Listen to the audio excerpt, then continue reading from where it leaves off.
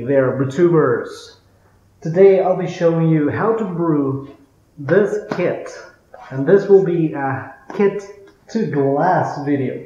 Here we have the final result. This beer is one of my very UK favorite beers, and I'm so happy that I found this kit in Spain because you cannot find the actual beer here. So one thing that is really curious is that this kit seems not to be available in the UK. So I'm wondering if they only brought it here because the beer is not available. So in any case, I find this a very nice alternative for the people like me who cannot find the actual beer to brew their own Gecko IPA. This brewery, Hatherwood, they have, if I remember correctly, 3 or 4 varieties of beers. They have a porter, they have a golden ale or real ale. They had this IPA, and they also had another one that I'm forgetting. All of them were really good. But this one was my favorite, so I'm happy that the only kit they're bringing here is actually the one I like the most. So let's see what's in here.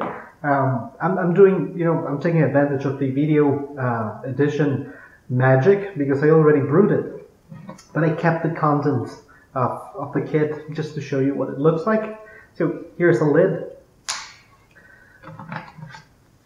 tiny instructions manual, so to call it, and it's got a big pouch. So this is full, this was full with the extract, and it's pre-hot, so there's nothing else you need to do. Now, if you read the instructions manual, it will say that you need to fill the bag. You fill this, you take off this lid, add water, and then add the yeast. That it also includes a packet of yeast, and then you leave it fermenting in the pouch, and then after fermentation is done, then you can drink it from here. It's not even open, but you peel this off, and then you take this out, and then you can drink beer directly from the pouch. I find this highly incorrect because the yeast is going to stay here at the bottom, and well, even if they say that this special cap has some ventilation to let the CO2 escape, it's never an airlock. Also, the yeast, after brewing some kits, I've noticed and I've concluded that it's not a good idea to brew beer with the yeast that is provided in the kits. So I didn't brew this one with the yeast that is included in the kit, and instead I used Magriviak's M44. Also, I used a fermentation bucket because I don't think it's correct to drink beer directly from the fermentation container. It's not going to be clean. It's not going to be. It's not the best beer that you can get. I understand that the purpose of this is making the thing as simple as possible and offering the consumer the possibility of only buying this, which is 20 euros, if I don't remember wrongly.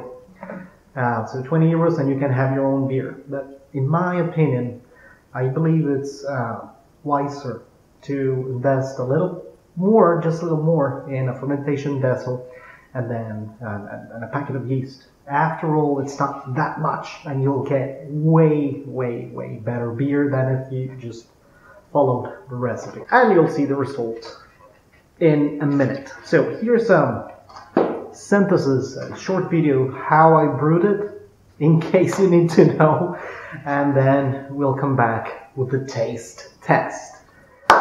Cheers and beers. Alright, so first off, we leave the extract pouch in hot water for 5 to 10 minutes to make sure it's more liquid and easier to get it out of the pouch. Then we get 1.5 liters of water to a boil and carefully pour it into the pouch. Like so. Then we pull the lid on and give the pouch a nice massage. Then we add 1 liter of water at room temperature this time. Pour it in and give the bag another nice massage. Here we got a sanitized fermentation vessel and a stirring spoon, so you only have to pour everything in.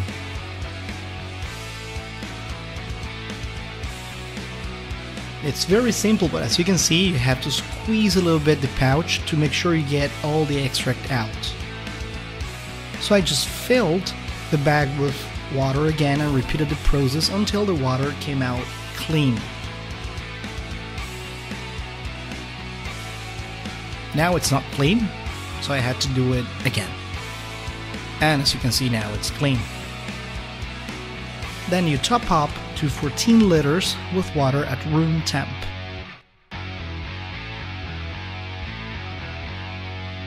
And give it a nice stir to aerate it. Now remember, always use good yeast. Not regular yeast, not average, only good yeast. And as you can probably tell, Mangrove Jacks is one of my favorite brands, so the 744 should ensure you get the best IPA possible out of this extract. So here's me pitching it, airlock, and it's done! So after fermentation was over, I dry hopped it with 20 grams of Citra and then left it for another extra 5 days before racking it and bottling it. Now, original gravity, as you can see in the picture, was 1054, and the final gravity, as you can see in the picture now, was 1012. So according to our good old Brewers Friends Abv Calculator, this beer is 5.5% ABV. I don't remember what the ABV of the original one was, but I think it was close to that 5.5. In any case, this is what I got, and without further ado, let's crack it open. Oh yeah, just one last thing, bottle conditioning time, more than 2 months now, and that has a very positive impact in the clarity of the beer, as you'll see now. So yeah, you give it 2 months and it'll be fine. But the first bottle I tried was probably 2-3 weeks.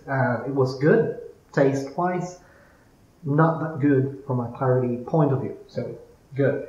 I'll be using the good classic pint, and I'll be using this coaster from my trip to Houston, 8 Wonder Brewery. If you're there, or if you get the chance to go there, definitely worth it. They got a tap room that is absolutely fantastic. Let's crack it open. Boom. Here it is. And you can already smell the hops. No, I can already smell the hops. As I was saying, clarity is one of the things that I really enjoyed in this beer. The color is probably the second thing I liked the most. And of course, the taste. The taste, the aroma, it's all there. It's a full pack. And it's great. And I'm really, really loving this beautiful pint. Look at that. Carbonation is just right. The head is there. One thing I've noticed is that in kits, or positive comment about kits, is that they all tend to be very good on head retention matters. So that's a thing. Look at that. Look at the clarity. It's amazing. You can see my finger there. I can see your camera. So look at that. Long-lasting head, full of hoppiness. And you know, one thing that I'm really liking about this kit is that it doesn't have what I like to call the Belgian ghost. You know, that estery flavor that tends to develop when you brew kits. I am more than 200% sure that it's due to the yeast. So now when I brew kits, I never use the yeast that is provided in the kit. Instead, I use Mangrove Jacks. That's the best yeast you can use. So look at that. It's dark amber color, dark copper color, I would say. Very close to the original. Too bad I don't have another bottle to do a side-by-side comparison, but I would say this is just like the one I used to drink a lot when I lived in Scotland. So there it is. That's the appearance. The smell, as I was saying, is just fruity, very fruity and very juicy. there's a predominance of tropical fruits here. I'm wondering what this kit would be if I had dry hopped it with Mosaic instead of Citra, or a mix. I think a mix would be definitely interesting. So without further ado, I'll dive in. Cheers and beers.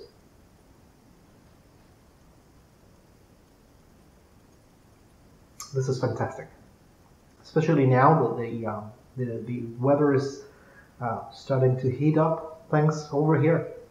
This is very refreshing, and it's beautiful. It's just beautiful. I could drink this on winter, as you know. The fruitiness and the freshness of this beer comes really handy in these first days of hot weather. For information, now we're around 26, 27 degrees here, so yeah, we're gonna have a hot summer. It's already being really hot. What else can I tell you? The one thing that I really like about this beer is how close I got to the original. So in case you love this beer, the original, and you want to give it a go, well, just follow my two very advisable recommendations. Well, three. Let's make it three. Don't use the pouch as a fermentation container. Use a fermentation bucket. All right. Number two is use very high quality yeast. And number three, it would be dry hop it. Dry hop it with your favorite aroma hop. If you can choose, well, I would recommend Mosaic, Citra, probably Simcoe would be good, Mandarina Bavaria, probably. And the reason I'm telling you this is because this is the second time I brewed the kit.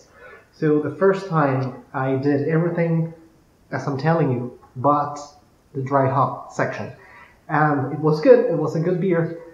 In my opinion, it was not an IPA. It was more of a golden ale or a pale ale, not an IPA. There was a lot of hoppage missing on that beer for it to be considered, in my opinion, as an IPA. So that's why the second kit, I dry hopped it, and now, as I'm telling you, the result is really, really close to the original, and I'm really having fun with this beer.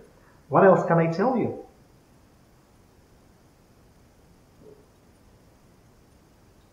It's just fantastic. I love the well, one thing that I really like in all grain brewing is some sort of the dryness that you get when you drink all grain beers. And in comparison, or as opposed to kits, when you brew kits, sometimes you miss that dryness. It tends to be higher on the all grain brews, and it tends to be lower on the kits or partial extracts, because there are some non-fermentable sugars in those versions of brewing, which lead to less dry beers. And for some reason here, I think there is a lot of sugars that converts it to alcohol, and it's got a dry end that I'm finding really pleasant in this beer. As you probably know by now, dry hopping does not confer any bitterness to the beer. So the bitterness in this beer is the one that comes with the pre-hopped extract, and I'm finding it really pleasant. It's heavily bitter, in accordance with the style and in accordance with my taste. So good. Aroma is one element that clearly shines on this recipe. It's more than the flavor. The flavor is very basic, I would say. It's just fruit and bitter. Yeah, flavor is just fruit and bitter. Nothing else. There is just a little bit of malt at the end, and it's really good. I mean, this is a hoppy beer. It needs to be like that. And what I'm really enjoying is the mix of the aroma and flavor, because aroma really makes this beer round and full and rich and beautiful. So definitely, now I'm on my second kit. this won't be the last. For sure. It took me a ridiculous amount of time to brew it. 5 minutes probably. So if you're in a hurry, or if you don't have the time to brew, let's say you're running out of stock in your house, you don't want to drink that industrial crap, then just go to, if you can, if you live here, or if you find this, buy this kit by all means. And I can assure you, have my word, that will give you some very good beer if you follow my 3 recommendations. So that's me. I'll finish this, I'll enjoy it, and I'll see you around. For the time being, if you like what you see, like, and don't forget to subscribe. And as always, thanks for watching. Cheers and fantastic kits, fantastic beers. Cheers.